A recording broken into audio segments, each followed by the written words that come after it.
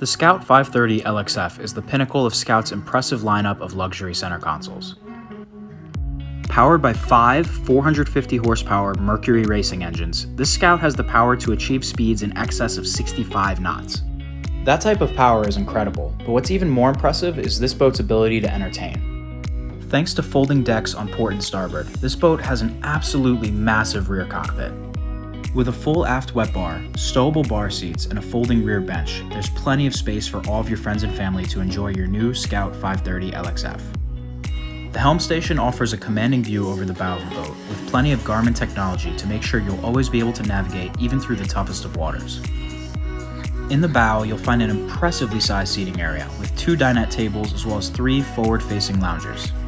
You could easily seat 10 people up here while underway on a gorgeous day. The amenities don't stop above deck because the Scout 530 LXF offers a very spacious and modern cabin. Down here, you'll find a well-equipped galley with a convection cooktop, a microwave oven, as well as a dinette. The cabin is spacious and functional and easily big enough for a couple to take a week-long trip. The Scout 530 LXF offers yacht-like amenities in a center console package. You can view this Scout and many more Scout models on boattrader.com.